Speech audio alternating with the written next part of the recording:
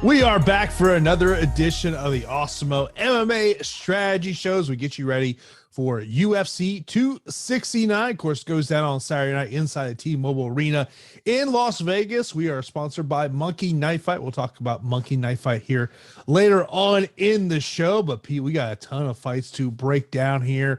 Obviously, on paper, tremendous fight card we got here on Saturday night.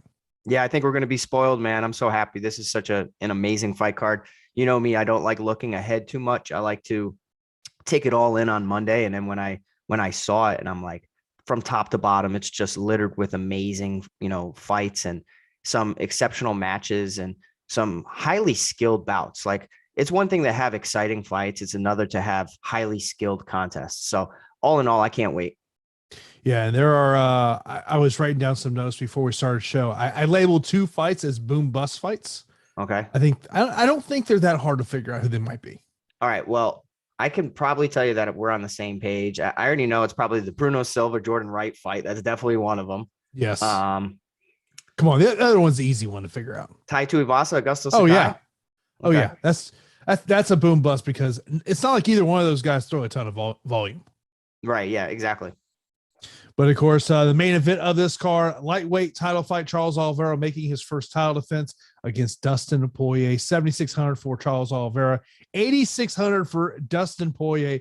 I was saying this earlier this week on my podcast, like the feeling I have going this fight, like it almost makes you feel like it's actually Dustin Poirier defending the title as opposed to actually being Charles Oliveira. But when I think about this fight, Pete, from the Charles Oliveira aspect of this is you got to be a complete martial artist. Don't let three letters get in the way of going out there and defending your title. And those three letters are EGO. Don't get into a brawl with Dustin Poirier. Like I truly just feel like if Charles Oliveira is going to walk away with the title on Saturday night and come in as an underdog here, to me, it's about being a complete martial artist. Yeah. And I have to say, if you guys aren't checking out Jason's work, I definitely and strongly recommend you guys do so. He interviews some of the best people in the business and also chats about everything leading up to fight weeks for tons of different cards. So I absolutely love it. For this matchup, I can't wait. I really love this fight. And I do think that everybody views Dustin Poirier as like the uncrowned champ. And it's because of what he's done, his legitimate resume, who he's fought. You beat Conor McGregor. So obviously you kind of have this superstardom in everybody's mind that you basically are at the top of the heap.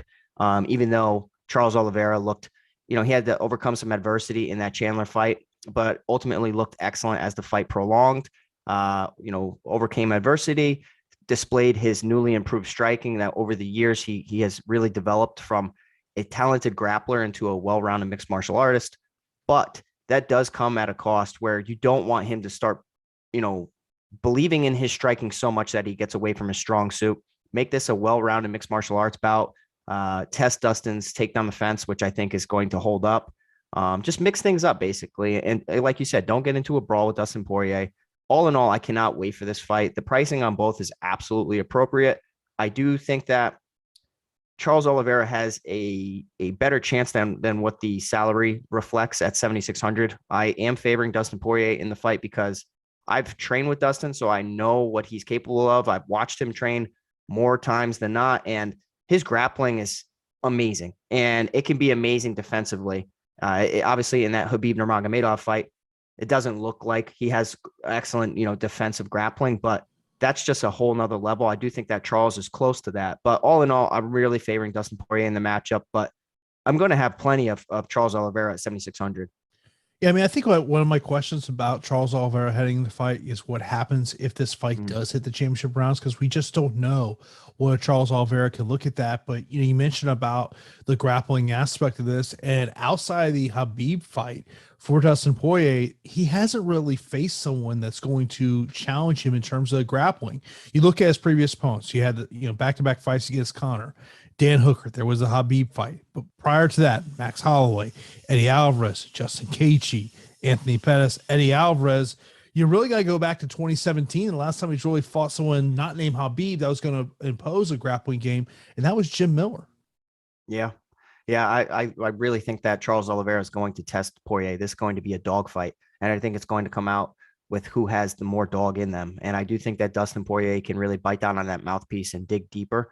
I kind of think that's the narrative. A lot of people are repeating that Charles Oliveira has some levels of quit in him, but I do think that he has improved on that. And I think that his improvements have largely been based on his uplifting confidence.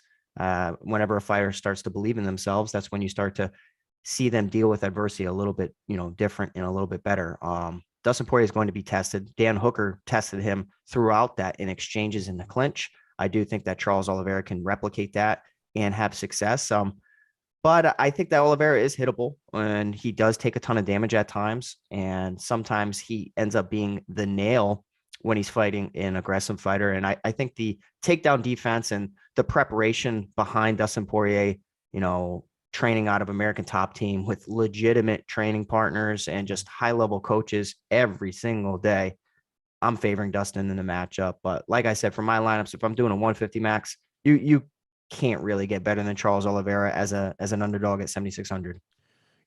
Speaking about that, the fact that you said, hey, I want both sides of this fight when I'm talking about mass entries, Sam was saying, are we saying a 60-40 split? I believe in Dustin a little bit more than that. So it'll probably be like 65-35. So yeah, I mean, that's basically right on par, but that's just me. I think a normal person will want to get at least one of these fighters in their lineup, because I do feel like it has optimal implications. It's going to be a little bit easier to put Charles Oliveira into your lineups, just given the salary reduction and being in that salary range where you're really hoping that somebody comes through. Even in a loss, you could possibly see Charles Oliveira pull off a high score. So for me, it's like a 65-35, but I don't know if you feel the same about it. Yeah, I'm kind of in that similar situation. I mean, I think one of the things that I'm thinking about in terms of roster construction is whether or not, we have to go 100% on the main event, or maybe do we, go a little bit less on that, because, what happens if maybe this fight does, you always talk about, in a 5-round fight, what happens if that stoppage comes in the 3rd round? Is that going to be an optimal fight? That's just kind of where I'm at. In terms of this one, of course, we appreciate everyone in here on a Thursday afternoon watching us. Be sure to give us a like and subscribe also right here on YouTube, so you keep track with all the shows that we have on here. Of course, coming up after us will be the NHL Strategy Show. And if you're not a member of Also Plus, and you want to get a little peek what's behind the paywall, today's free premium day and tools, our Thursday night football player rankings, NBA main slate ownership projections, and NHL ownership projections. So be sure to check out that free content we have over there at awesemo.com. Of course, me and P will be live here until 2:00 Eastern time. We will be here on Saturday for Live Before Lock, which will be live. I want to say it's from 4 p.m. to 5 p.m. Eastern time on Saturday for Live Before Lock. Co-main event is also a title matchup. We've got Amanda Nunes being challenged by Juliana Pena. Juliana Pena 6,900 to Amanda Nunes 9,500. Look, I don't give Juliana Pena a huge chance to pull this one off.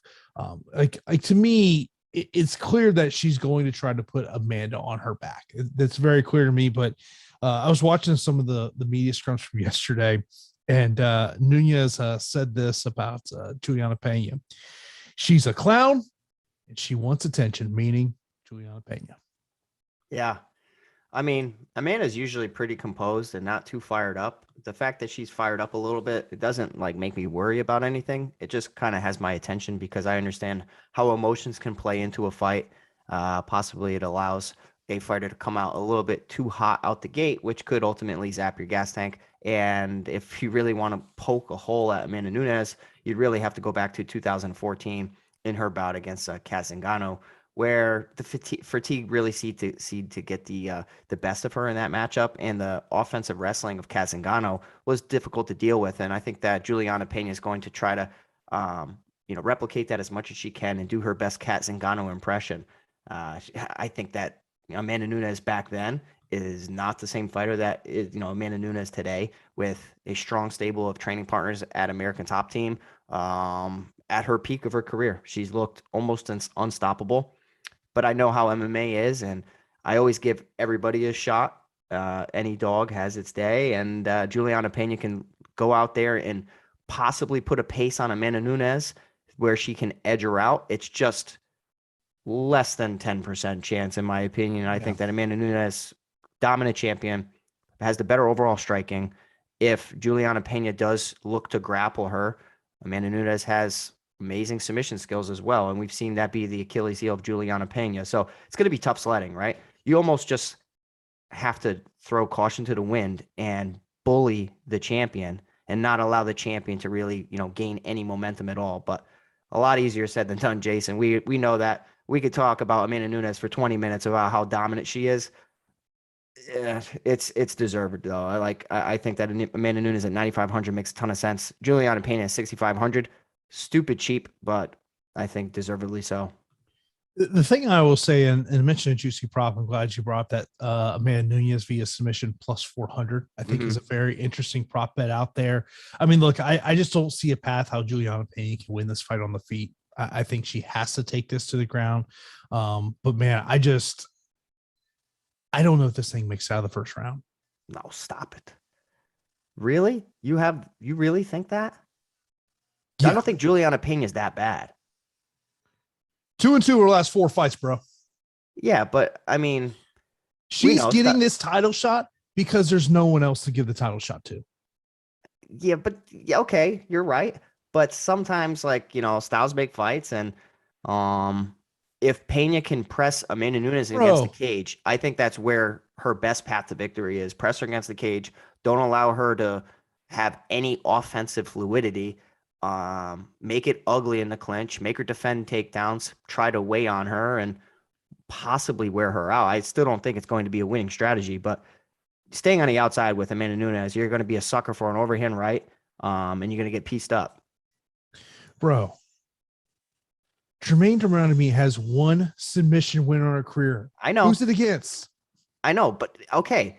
I know. I understand exactly what you're saying, and I agree with you. I'm not over here saying that Juliana Pena is going to pull off an upset at all, but I just think that to think Amanda Nunes goes out there and just gets her out in 1 round. I mean, Felicia Spencer was extremely tough, and she went 5 rounds. Durandamy was tough, went 5 rounds. It's also probably because Juliana Pena was not expecting that against Durandamy, and that's why she ended up getting caught with that. So I gave her a better chance than 1 round. It could happen, but I think this is going to be a finish as the fight prolongs. I just think there is such a massive advantage standing up. Like if you're Pena, the mindset's got to be get this fight to the ground quickly. You do not want to. If she starts trying to stand and trade, this is not going to end well for her. You would think. I agree with you. You would think. But with small gloves, man, sometimes you just miscalculate. 1 shot, it lands, and the fight's not different going forward from that shot landing. That's all I'm saying. And I don't know if she really pushes the work rate. Maybe you see Amanda Nunes fatigue, but I still think it's going to be a dominant showing. Aiden mentions, he goes, Nunez might miss weight, rich, fat, and happy. First time I went 35 a while. Pena's best path to victory is almost lose and hope Nunez punches herself out early. Amanda Nunes talked about her weight cut, saying this is the best weight cut she's ever had.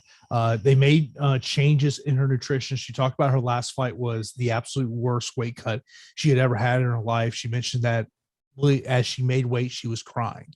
And she said that they made nutritional changes and everything is good on that aspect. She talked about that yesterday in Vegas. Yeah. I mean, like I said, I'm favoring Nunes. I think everybody should, but I do think that Pena is better than what the public is, the public perception. That glaring hole of losing to Durandamy via submission is just going to take everybody off of her. And there is a path of testing a champion via work rate. We see it all the time in MMA, but I do think Nunes is a little bit different. I will say, I in Fantasy Cruncher, I will be limiting exposure on Pena to no more than 10%. Oh yeah. Of course. I mean, of course. Because I don't want to be running on 150 and then all of a sudden it's trying to give me 20% Pena because it's going to make roster construction easier. Oh yeah, it allows you to get to anybody. All I'm saying is that there is a chance. Like, do you think that Juliana Pena has a better chance or a worse chance than Megan Anderson? Well, I know that's like MMA math, but let's think about it. Can I see Juliana Pena walk into the arena just like we saw Megan Anderson, who looked defeated when she stepped in the arena? No. We gotta pick it now. But some fighters are phased, right? And some fighters are unfazed. I do think that Pena has some dog in her where, like, whether it's trash talk to get her to build up her own confidence, to possibly take Amanda Nunes out of her element by being a little bit more emotional in this fight. I'm not sure, but I do think that she has a more legitimate chance than Megan Anderson did. And even Felicia Spencer to a degree. The only thing that I'd have more faith in Megan is because she's a better stand-up fighter. Yeah. But she has such a glaring hole in the grappling. Oh, I know. Yeah. It's just, look, for Payne to win, she's got to make this a grappling matchup. Yeah. She's not winning this fight on the feet. Okay.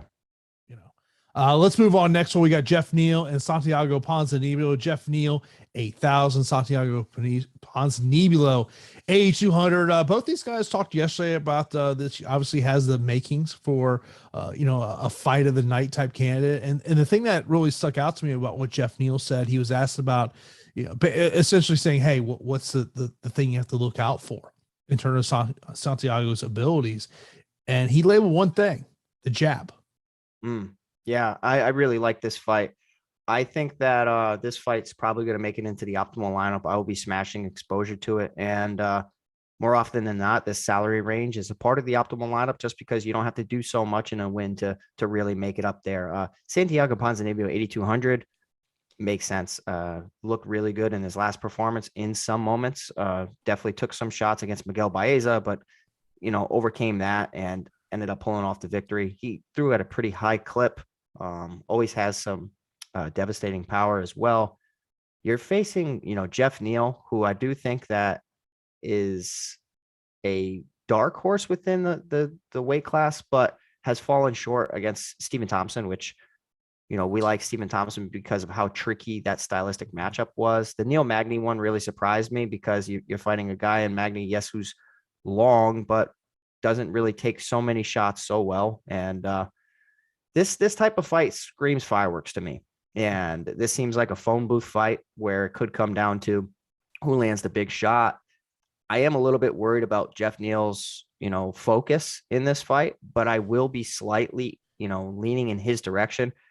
To me personally, this is the hardest fight on the entire card to call, just because I feel like there are some unknowns regarding both of them. Ponzinibio at times looked like a title challenger.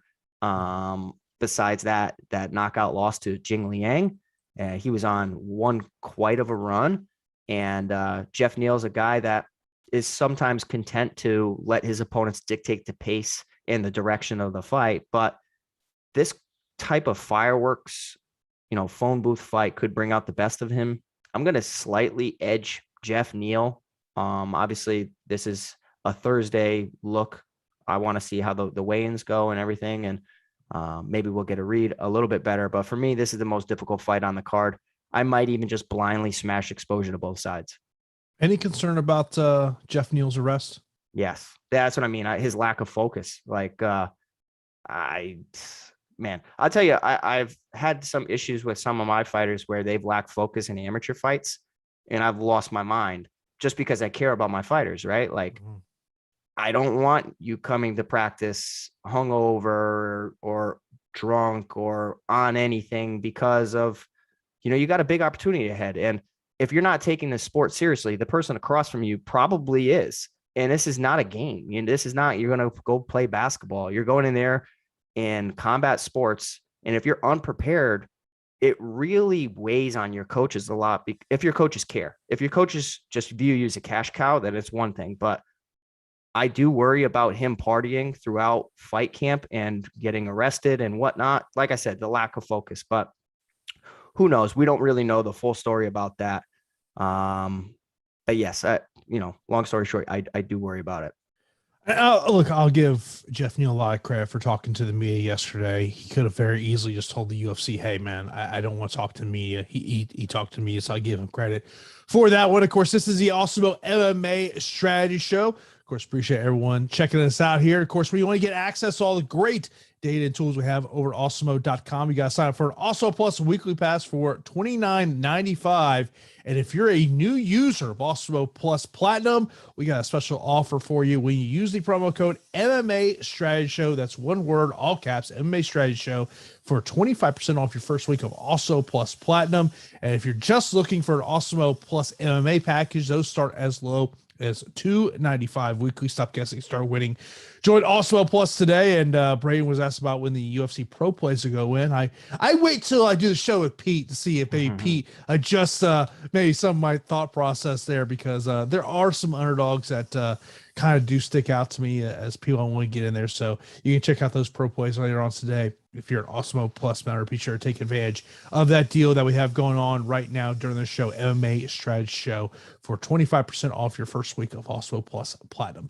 Next up, we have got the flyweight debut of former bantamweight champion Cody Garbrandt as he takes on Kai Kara-France. Kai Kara-France, 7,500, 8,700 for Cody Garbrandt. And this is a salary that really did stick out to me. I thought it would not be as high as it is on Cody Garbrandt. And, one of the things, the one thing that he said yesterday that stuck out to me, Pete, was he talked about he feels 125 is a more natural weight class for him. He talked about as a bantamweight, he just wasn't as big as the other bantamweights out there. The stigma that has been around Cody Garbrandt for some time now is the chin. But I mean, look, we saw that chin hold up against Rob Font, and Rob, throws them bungalows out there, especially with that jab here. This is why it's tough to break this fight down for me as we sit here on Thursday. I want to see what Cody looks like on the scale. Yeah, that's fair. Okay. Yeah. I mean, I want to see how he looks on the scale, how he makes weight. I did really think that the salary of Cody Garbrandt was probably going to be in the 8,400, 8,300 range. 8,700 is a little up there, but I actually thought that I was going to really like Kai Kara-France in this matchup. And then I started watching some film and I really got pulled into Garbrandt's direction. And the reason I got pulled into Garbrandt's direction is because the stats don't tell it all. And when you look at the stats of the Garbrandt Rob Font fight, it looks like, he was content to sit back and get pieced up from the outside. Yeah, Rob Font had a significant reach advantage in that matchup. But I'll tell you what I did like about Garbrandt is how he was able to take some shots in there. He was returning fire, which he's always live to get a KO because he has some incredible power for the division. But I liked how he went back to his roots of the wrestling, and he actually was able to get Rob in some awesome, get him with some awesome takedowns. And I think that could really be the difference maker in a matchup like this. He's naturally going to be a bigger guy in this weight class. Whenever a fighter cuts a lot of weight, you do worry about that affecting their chin. And a chinny fighter going a weight class lower with a weight cut against a power striker is not usually a recipe for success. But I will say that Cody Garbrandt really sticks out to me as a guy that could ragdoll Kai Kara-France. Kai Kara-France was getting completely outworked and outpositioned against Rogerio Bontorin, had his back taken, and was in all sorts of trouble. Showed some excellent skills in dealing with adversity, but he was seconds and moments away from being finished and was controlled for a large majority of that, and then broke off, created space, landed some big shots, and ended up getting the first round KO. And could he knock out Cody Garbrandt? Absolutely. I actually think despite the weight class, I will be prioritizing this fight because I could see the winner of it having a pretty high total. And the high total for Cody Garbrandt would probably be because of takedowns. I think that he can end up getting multiple takedowns. His gas tank was somewhat suspect last fight, and that's why I was a little concerned about it. But I know that he was dealing with some, lingering effects of COVID and all of that. So perhaps he has a better fight camp this time around. Perhaps the weight cut doesn't really zap him, because if he has this same type of gas tank, I can bank on him getting 2 rounds, but I do worry about that 3rd round fatigue when you're a sit and duck against a power striker. Yeah, it's early in the week, I was really kind of looking at Kai Kara-France, and I think it's because it was like about a week and a half ago, I saw this picture of Cody Garbrandt where I'm like, if he's not 126 right now, where's this weight coming off? I mean, he just looked so Lean. skinny. Yeah, and leaned out. And so it was just one of those things. I was like, so I do want to see it there. But I mean, look, as long as it's not a tough weight cut, I think I do like Cody in the spot. But Kai Kara-France will be someone that I will want to get to in a 20 max or 150 max. Yeah, for sure. I feel the same way. And like I said, I thought I'd really like Kai Kara-France a little bit more. I think he has improving takedown defense, but I think that's the way to beat Kai Kara-France. And if Cody's, made a career out of fighting at 135 pounds, now a weight class lower, you would imagine he will be so strong compared to these guys. And just all in all, I think that he is the better fighter in this situation. It's just, Kai Kara-France could end up finding that chin as the fight prolongs. The opening fight of the pay-per-view will be the Sugar Show. Sean O'Malley taking on Raulian Paiva. Paiva, 7,100, 9,100 for Sugar Sean. Can you make the case for Paiva as an underdog here? I wanted to, and I still want to. I think that Raulian Paiva is a live dog. And the reason I think that he's a live dog is because Sean O'Malley is somewhat fragile. He's susceptible of getting damaged throughout a fight. We've seen that. I do think that he can end up getting caught one of these days against a guy who sits down and throws with some heat. And Raulian Paiva, for the weight class, I mean, he fighting at flyweight and then, becoming a bantamweight, essentially, I think that you would expect him to have faster hands and faster strikes. He's more powerful than he is fast. And I think Sean O'Malley will have the speed advantage in this situation. Paiva has a slight edge and pop. And that edge and pop can definitely result in hurting his opponent. But I'll tell you what, man, Raulian Paiva was rocked so bad in that Kyler Phillips fight. And he keeps his hands really, really low. And I feel like Sean O'Malley and Sean O'Malley's management, they're not cherry picking opponents, but they're strategically picking opponents that kind of favor his skill set, which makes a ton of sense, where he can go out there, showcase his skills, hit somebody with some quick damaging shots in hopes that they don't recover. And I think that Sean O'Malley's speed is going to be the difference maker here. I think that if Paiva decides to grapple, it'll be pretty even, slight lean towards Paiva, but I know O'Malley's been working extensively on that. But like I said, I am favoring O'Malley. I think that if Kyler Phillips, who I hold in a high regard, can hurt you and ultimately just like exhausted himself from significant output in round one, I think a Sean O'Malley with good pace and tricky combinations, I think he's going to do the same. I think we're going to see Paiva get knocked out here.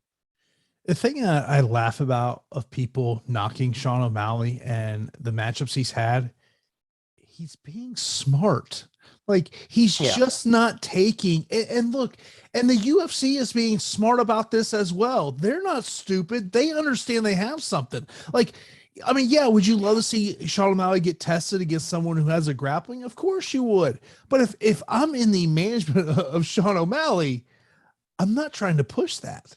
Yeah. And like Bulldogger saying, he says he doesn't think Paiva's the scrub people think he is. He's not the scrub at all. I actually think that Paiva's pretty skilled. And if O'Malley gets backed up at all, I worry about him getting caught with a right hand. But I think that dictating the pace and taking the center of the octagon is going to be crucial for O'Malley to, build off of that momentum. And I just think that Paiva lacks defensive response. And sometimes you don't have to have the best, defensive skills, but you need to have the correct defensive response. And I see hands down, chin up in the air, get rocked multiple times. Okay, you think that when I punch Jason in the face, Jason is going to start holding his hand. Whoa. I'm just doing it for the viewers. For the viewers, me getting punched in the face. Oh, I see how to. You know what? I thought you liked me. If I punch you in the face, I think what are you? You're probably going to start Cruz to over work there? on keeping your hands high. You're probably going to want to keep your hands higher. Paiva doesn't really respond how a coach would like. He's a live dog for sure. That's basically how I can sum it up. But I do expect Sean O'Malley to go out there and get the victory. Oh man, if I'm up against you, I'm just taking you right into the ground. I ain't wasting. I am not playing karate point fight with you. No, I'm going straight to them legs. Yeah, hey, that's fine. You could be the bull, I'll be the matador, and you'll get O'Malley'd. So look, I will say this. I think when you're looking at, especially on the DraftKings side of the equation, of course, we don't have pricing out for FanDuel yet. You know, when you look at who are potentially fighters who could get that 25-point bonus for a first minute stoppage, Sean O'Malley, I'm putting in that category. First minute? I mean, yeah. I mean, he's every time he fights, right? Like he could go out there and get a quick knockout for sure. I think that for a striker, the best thing is to go out there and get respect early. As soon as the bell rings, if you can get out there, obviously not get a little too overzealous and bring your hips forward. But if you can crack somebody early, you want them to think immediately like, oh my gosh, this is going to be a long night. What did I get myself into? So I would agree with you. Next up, we've got the return of Josh Emmett taking on Dan Ige. 8,800 for Josh Emmett, 7,400 for Dan Ige. You know, when I think of Dan Ige, I think of a guy that is just going to keep coming. You know, and we've seen, you know, obviously Josh Emmett coming off the injury layoff of completely tearing his ACL. He talked about yesterday about how 2020 was a very rough year for him, not just the injuries, but family situations as well. This is one of those fights that I really want to target for cash. Yeah, it makes sense. It's tough to really put an asterisk and say that you have a ton of faith in somebody when they are overcoming a ridiculous surgery. But I really do like Josh Emmett's skill set. I really like Dan Ige, and Dan Ige is always in some really tough fights, right? Like he's just had some amazing fights, but also against some of the toughest competition. And he's a guy where I feel like the UFC calls when they need an exciting matchup, and he doesn't even care who it is. He just accepts it. He comes from a very strong camp. And I do think that Extreme Couture is a camp that is somewhat underrated in 2021, because I think that they have a great coach in Eric Nixick. Josh Emmett is always interesting to me because unlike most fighters in this division, he has like ridiculous power. And I think that he might have the best power in the division. I'd have to really look at the whole list of the fighters, but I think that he's in the top three. Emmett can really turn the tide by hitting you once. In addition to that, he has outstanding wrestling to rely on in his back pocket if you decide, I'm going to go to grappling route, or if a round is close. Emmett could go and chain the takedown together. The Shane Burgos fight really caught me by surprise, because we just saw him go up against a legitimately high-skilled striker, and he handled that well. I thought that straight punches in that fight could have been the difference maker, and Shane Burgos could have, really had success there. He did have periods of success, but Josh Emmett just looked like head and shoulders above him in that matchup. At 8,800, I like Josh Emmett. It's just Dan Ige's toughness is ridiculous. Does he end up getting a finish? Does he end up paying off that price tag? I'm leaning Emmett in the matchup, but like I said, I could see where your cash lineups, construction would start here, and where your GPP concerns could possibly be for this matchup. Someone asked about if Dan Ige has been dropped or wobbled. He has been dropped one time in his UFC run. That was against Edson Barboza. Yeah. You ready for a crazy Josh Emmett stat? Let's hear it. His last 6 fights, he has scored at least one knockdown in all 6 of those fights. Yeah, I'm telling you, man, like I don't want to overthink it so much. I'm going to put Josh Emmett in my lineups. His power is just different. And Dan Ige looked like he had amazing power as well. I mean, he went out there and had a nice knockout over Garbrandt Tucker. Man, that right hand looked pretty powerful. So this is going to be a hell of a fight. I can't wait to watch it, but it's Emmett for me. And you think about it, and it's like you mentioned about that Shane Burgos fight. He landed 136 strikes in a 3-round fight. That's the thing, right? Like when I was sitting there, I don't like looking at stats. I like looking at fight footage, and then I'll watch the fights. I'll check out the stats, then I'll check out the odds last. The one thing I was like, oh yeah, Josh Emmett has amazing power, but does he have the volume? Well, he has both. Okay, well, does he have the wrestling? Yeah, he does. He checks so many boxes for me. I really like Emmett here. The one worry is just obviously the layoff and overcoming that surgery. Next up, we got Pedro Munhoz and Dominic Cruz, both priced at 8,100. over on DraftKings. And like when I think about obviously everything Dominic Cruz is related over the past 24 hours. What is the about, heck? What is that yeah. about? Let's talk about that. That's the elephant in the room right now. Okay. As I've been in play-by-play broadcasting for 20 years. If you want to have criticism of a fellow broadcaster, you don't do that in a public forum. I think there's more to this story than just an honest criticism. I think there's a part of the story we just don't know what it is. Yeah, I mean, if you can always tell that like Dominic Cruz is always upset at somebody else. You notice that? Like I like Dominic Cruz's skill set. I think he's a very intelligent commentator and all that. But if you really go back and you look at every time Dominic Cruz has voiced an opinion, it's a lot. Like there's multiple scenarios where he's unhappy and somebody's to blame or some like, why are you going to do that? That's like me, like legitimately calling out Jason for bad takes or lack of preparation or something like that. Like that would never happen. It's ridiculous. And that'd be a conversation we would have privately. A heated publicly. Conversation privately. I mean, never like, publicly. Like to sit there and like if I'm not going to go, hey, Pete, man, you need to watch more film. Right. Like that is literally what Dominic Cruz is saying. And I'm just sitting there going, as someone who is a part of a behind the scenes play-by-play broadcast, like I don't think someone has to watch 20 hours of fight film. You just got to sit there, kind of understand what they do, see their tendencies on film. And the one thing I'll say from a play-by-play aspect is as a color analyst, obviously you got to be informed of what you're doing, but there's also the entertainment aspect of it. Right. Of course. And I think DC does is a very good mix of those. I mean, like, look, like I love listening to Paul Felder. I love listening to Michael Bisping. Dominic Cruz is very good, but where DC said, he's like, because he kept asking DC, he's like, well, what do I do well? He goes, you're dry. DC's right. Yeah. Okay. So like what works for you may not work for me. And you know what I mean? Like everybody has a different, method or anything. I don't know. Regardless, I think that DC is going to be the biggest Pedro Munhoz backer this weekend because Dominic Cruz opens his mouth all the time. So skilled, thinks he's the smartest guy in the room, but he's one of the best fighters ever. He really is for this division. His movement is extremely unique. He frustrates a ton of people because of his evasive techniques.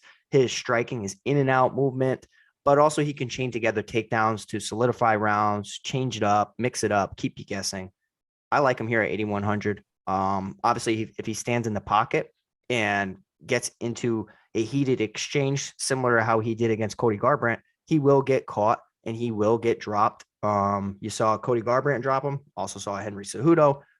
There's a moment for Pedro Munhoz to knock out Dominic Cruz.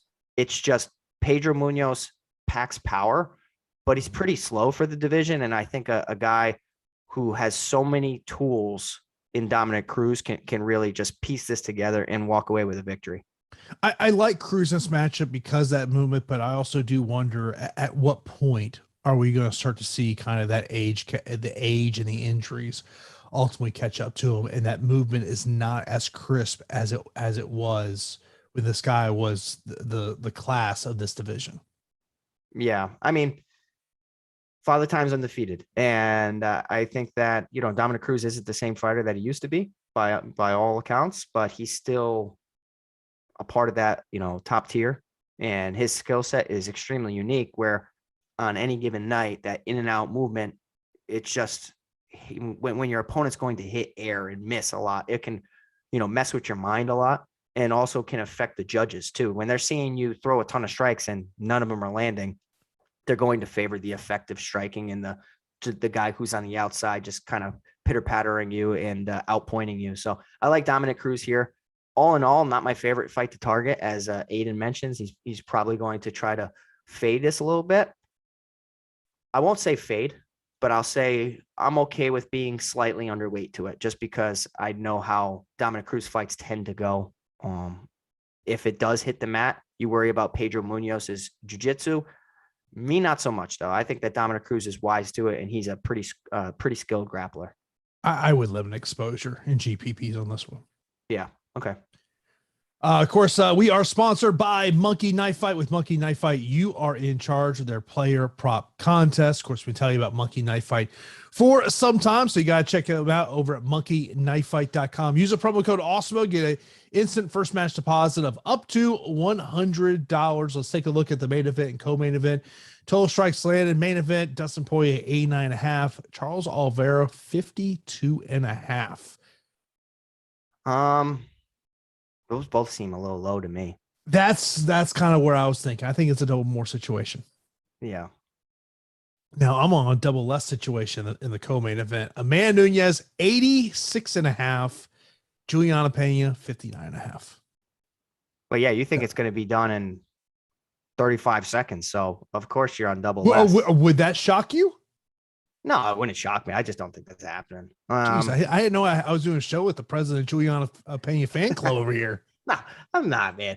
But I mean, show up on Saturday with Juliana Pena. Listen, shirt? We cannot be blinded by just like how talented Amanda Nunes is. Like, there are hungry fighters out there that can win rounds. You think that she doesn't lose rounds in sparring? Oh, I'm sure she does. By the way, Tyler mentioned to me the Monkey Knife Fight line has changed since I did my run sheet on this one. It's now 76.5 and 53.5. And that's one of the things I've always talked about Monkey Knife Fight. When you see a line you like, you got to jump on it. For sure. For sure. I will say more on Amanda Nunes, less on Juliana Pena. Double less. Okay. And next up, we talk about boom bust fights. This is definitely one of them. Augusto Sakai and Taha Tuivasa. 7,900 for Augusto Sakai, 8,300 for Taha Tuivasa. Which, first off, if you don't love Taha Tuivasa's personality, I don't know what to say to you. I saw this tweet from Mark Raimondi. Taha Tuivasa was asked how many shoeys he's done in his life. His reply: "How many times has a priest been to church?" I love it. Tremendous. Like, that is a great, like, look, last week we talked about these great lines in MMA. I mean, Gus Johnson, these things happen in MMA. Cheyenne Villamaz saying, "I'll follow you home, bitch." Like this goes in that group of great lines in MMA. Absolutely. For sure. I mean, Tai Tuivasa is just an electric personality. The UFC has found a guy who will go out there and provide exciting matchups and exciting fights, but he also has the personality in that niche. Like, he has that X factor about him where people like, I want him to win because I want him to do a shoey, and they all start throwing shoes at him. It's pretty cool. Yeah, he's definitely created himself into a star. So it's pretty neat to see. Oh man, you know what I'm gonna do, right? What? Your next fight? You ain't doing a shoey. There's no way. I'm gonna have people in the audience ready to go. I'm going to count them out and have them just start throwing shoes at you. I might, yeah. I'll throw them right back, beam them right in the head. There ain't no way I'm doing a shoe out of. Get out of here. You got at least one friend that would do it. Oh yeah, but I'm not doing a shoey out of my friend's shoe. You're out your damn mind. I ain't doing that. Look, this is the thing about this fight. Not a ton of volume from each guy. Now, each of them could very well, like, if you tell me this fight hits the third round, I like Augusto Sakai more than I like Taha Tuivasa. Yeah. But Tuivasa, a guy that I've got circled for GPPs. It makes sense. I think that's fair because Tuivasa has that KO power and can definitely win via finish more so than I think Augusto Sakai can. I'm actually picking Augusto Sakai to edge out Tai Tuivasa in a sloppy 3-round fight. Sakai, showed that he has some toughness and some skills in that Overeem fight over 5 rounds. Rosenstruck fight, his chin did not hold up in that one, and I don't really know if that's to discredit Sakai or really just because Rosenstruck's power is so different. I think that Augusto Sakai can be on his P's and Q's and put together a complete striking performance where they're both going to have moments. I am just leaning towards the underdog in Sakai to pull this one out. I know even from outside the UFC, he's put together some impressive wins that really surprised me. Czech Congo is one that really sticks out to me, but I think at 7,900, Sakai is going to come through in a decision. Another boom bust fight is Jordan Wright and Bruno Silva. Bruno Silva, 9,400, 6,800 for Jordan Wright. I mean, look, I would be rather surprised if this fight goes all 15 minutes. Yeah, this is on the top of my priority list. I think that Bruno Silva is being fed a very nice matchup here. Jordan Wright on paper looks extremely dangerous himself. And to his credit, he's trained under Anthony Hardonk. He has some good Muay Thai, has some power as well, but it's that striking defense and, his defensive skills that I think can, work against him here. And Bruno Silva really showed that he can get ragdolled against Andrew Sanchez and then literally turn the tide by landing a few combinations and putting together some excellent punches en route to a victory and stopping you. I think Bruno Silva's just power is different when you knock out Alexander Shlemenko on the regional scene. You have my attention. At 9,400, I think Bruno Silva ends up knocking out Jordan Wright. Now, Jordan Wright could find the chin of Bruno Silva with a knee, an elbow. He's very tricky. He has some deceptive striking. He doesn't look like he's a dangerous fighter, but, as long as Bruno Silva doesn't overlook him too much, I think that Silva's going to walk away with a pretty easily hand-fed opponent here. And 9,400, I think he can get 95 plus points all day long. Yeah, I mean, I think this is a fight in terms of GPPs. You got to prioritize just because of the high finish probability. Next up, we got a matchup between Andre Muniz and Eric Anders. 8,500 for Muniz, 7,700 for Anders. I spoke to Anders at the end of last week, and the biggest takeaway I took from it was he was talking about his evolution as a fighter since going over to Fight Ready, and essentially saying, I've got a game plan every time I go in there now, which I thought was kind of interesting based on some of the gyms he's been to in the past. Yeah, I mean, sometimes coaches don't provide game plans, and some fighters don't want them. If a fighter of mine wants a game plan, obviously I'm going to develop one. And naturally, I'm always going to develop one to tailor around my fighter's strengths and to possibly expose our opponent's weaknesses. This is an interesting fight for me. I think that Eric Anders, coming off those two strange performances against Darren Stewart, the first one looked absolutely dominant, and then basically threw an illegal knee, had no reason to do that. He was seconds away from walking away with a first round finish. The rematch against Darren Stewart's a little interesting because you did see Darren Stewart have some more moments of success. Eric Anders can get taken down. I know that he has some solid jiu-jitsu and some solid grappling behind him. He's a big physical guy for this division. It's, less about Eric Anders and it's more about Andre Muniz for me. 8,500. Not really sure how this is going to score, but I'm really just favoring Muniz's game. I know that Jacare Souza is one of the best jiu-jitsu practitioners in MMA and at the tail end of his career. So how much stock can you really put in that win? But I really think that, Muniz's grappling is just the difference maker here. I think Anders can get taken down and controlled at times. And I actually think that Munhoz can submit him. If you can submit Jacare Souza, you can submit anybody in the division. So I'm siding with Munhoz here, despite the strong camp of Eric Anders. Next up, we got a female matchup, Miranda Maverick and Erin Blanchfield. 8,400 for Miranda Maverick, 7,800 for Eric Blanchfield.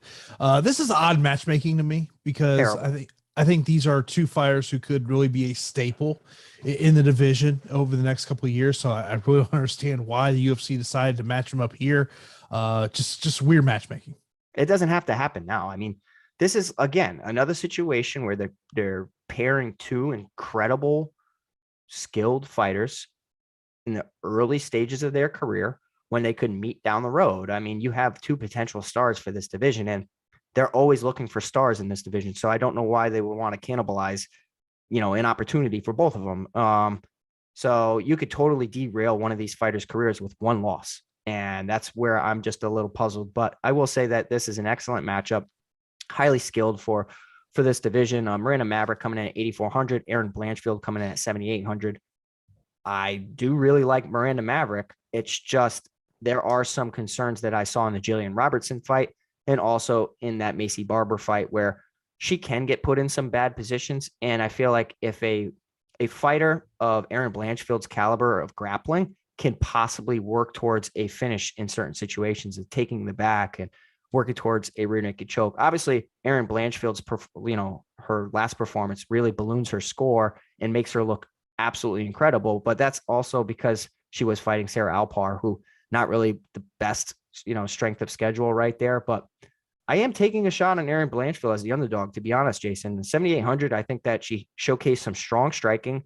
The grappling and the wrestling can definitely be the difference maker here. I view this as a very evenly matched contest where I'm going to favor the better overall grappler in Blanchfield. I think she finds a way to get it done here at 7,800, which is actually a surprise to me because I have Miranda Maverick like up there in my standards list. Yeah, I mean, it's one of these ones that I don't know if it's going to bring the score we're going to want, especially we're talking about, a 14 fight card. I would more look at this as a cash gains play as opposed to a GPP play. Of course, I did notice being over at DraftKings a little earlier, $150,000 first place this week over in the big contest over there. And of course, want to see those screenshots. You got to get the Awesemo Hall of Fame. Be sure to rock that Awesemo avatar on your DFS profile. Finish in the top 3 of a contest with over 5,000 contestants and tweet your wins. So at Awesemo HOF, you win a free month of Awesemo Plus Platinum. Only one free month can be awarded to a user per calendar year. So love to see those screenshots coming up here on Saturday for UFC 269. Still got a couple more fights here to mention. So let's kind of get through them here. Alex Perez, Matt Schnell.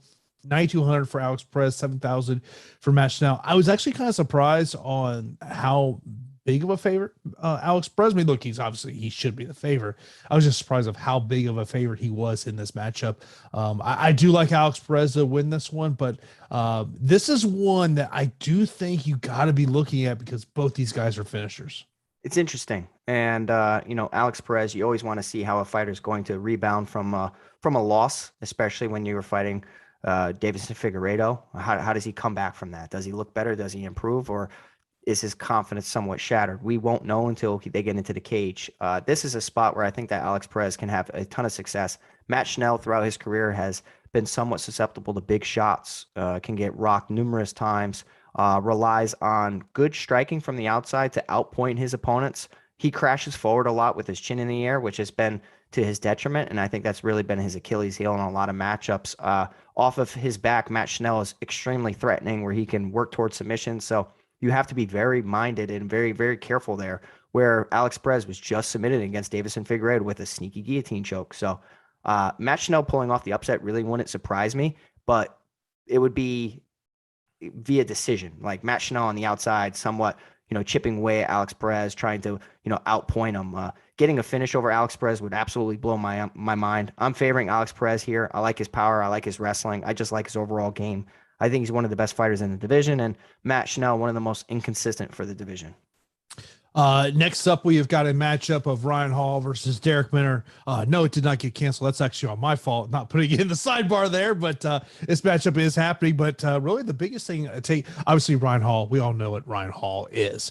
But James Krause, Coach Derek Minner, he's on the Anakin Florian podcast every week now. And the thing that really stuck out to me, Pete, I know you can kind of, give a brief synopsis of this. He said, no single leg isolation, selective takedowns. And he mentioned about how this kind of goes against his core philosophies.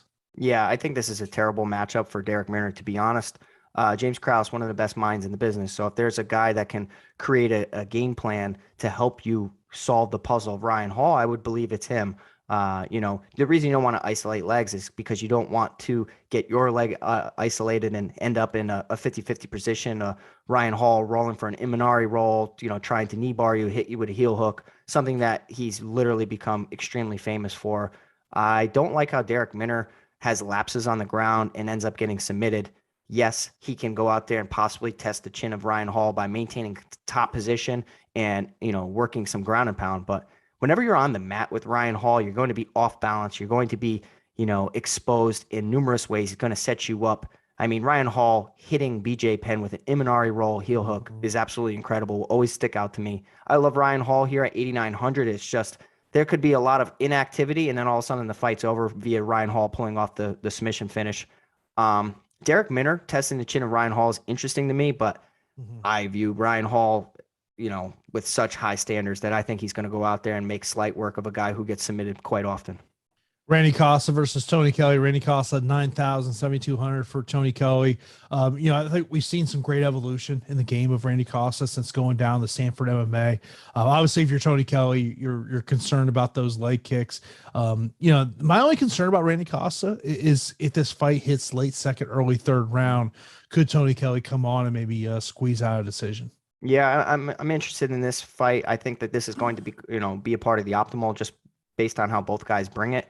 I am worried about the pace and the cardio of Randy Costa, where sometimes he can outpace himself. And then in rounds 2 and 3, if it goes that far, he's just a shell of himself, and his opponents can really take advantage of that. And that's where I think as the fight progresses, Tony Kelly will have success and Randy Costa will, definitely, not have success, and he will be on the receiving end of a lot. So early in round 1, I like Randy Costa a lot. He chains his kicks together a lot, works behind his jab. You saw that in the Adrian Yanez fight, absolutely, destroyed him on the feet in round 1. Round 2, looked like he, gave in a little bit to the pressure in the pace of Adrian Yanez. So I'll have pretty near, even exposure in this matchup. I think Tony Kelly's one of the best underdogs on the slate, just given the unknowns regarding Randy Costa's gas tank, his ground game. Outside of round 1, is he the same type of guy? So Tony Kelly, I'm putting an asterisk there, but all in all, I'm going to be smashing this fight for exposure.